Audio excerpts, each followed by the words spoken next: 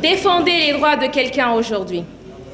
Mesdames, Messieurs, honorables membres du jury, cette expression en dit long sur le profond sentiment d'injustice et de détermination sans faille qui m'anime aujourd'hui en me tenant devant vous pour défendre un droit universel, socle fondamental de toute société qui se veut juste et respectueuse et humaine. Il s'agit d'un droit qui touche à l'égalité et à la justice. Je veux mettre un point d'honneur sur le droit à la propriété des femmes veuves en République de Guinée. En clair, qu'en est-il de ce droit de propriété ? Conformément au texte juridique qui le consacre, le droit de propriété est le droit qu'a une personne d'user, d'abuser, de jouir de ses biens en toute légalité sans ingérence extérieure.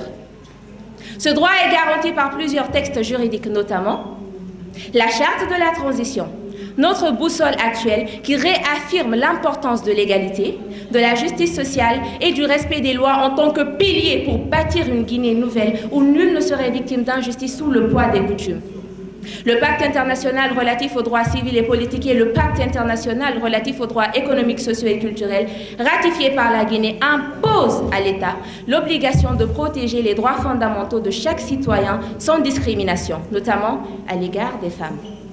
Outre la Charte de la transition et ses pactes internationaux, ce droit est fermement inscrit dans la Déclaration universelle des droits de l'homme qui consacre en son article 17, je cite, « Toute personne, aussi bien seule qu'en collectivité, a droit à la propriété ». Fin de citation. Pourtant, ces engagements restent souvent des promesses non tenues. En Guinée, le droit de propriété des veuves, garanti par ces textes juridiques, est très souvent bafoué. Et cela doit changer. Mais pourquoi cela doit-il changer? Pourquoi devons-nous agir? Eh bien, pour 3 raisons. Premièrement, honorer nos engagements internationaux et respecter nos lois. Les pratiques coutumières qui dépouillent les veuves de leurs biens vont à l'encontre de l'ordre social établi dans la charte de Kurukanfoga, précisant que les biens peuvent s'acquérir par la succession. Ces mêmes pratiques violent non seulement notre constitution, mais aussi nos engagements internationaux signés dans nos conventions. Deuxièmement, préserver la dignité de la femme veuve.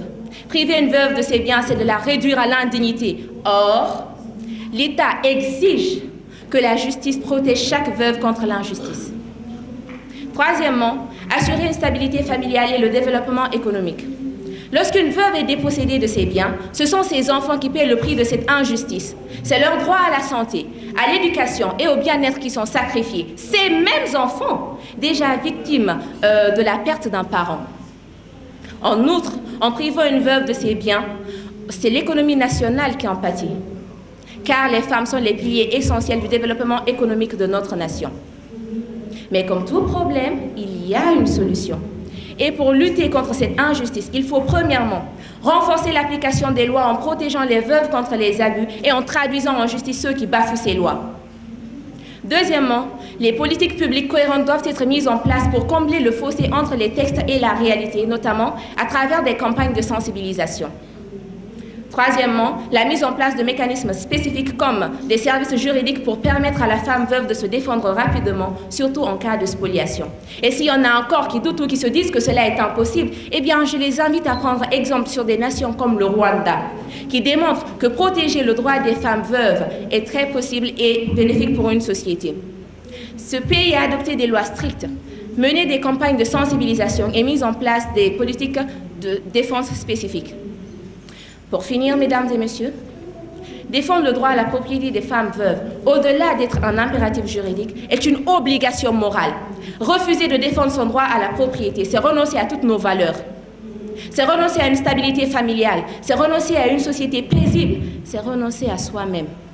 Alors, engageons-nous à protéger le droit de propriété des femmes veuves en construisant une Guinée où chaque veuve pourra vivre avec dignité et espoir. Ensemble, faisons entendre les voix de celles qui luttent en silence. Ensemble, défendons le droit à la propriété des femmes veuves en République de Guinée. C'est une lutte pour la justice, l'égalité et le progrès de notre société. Je vous remercie. C'était le fans club donc de Kadiatou Boumalolba de l'Université Mercure Internationale.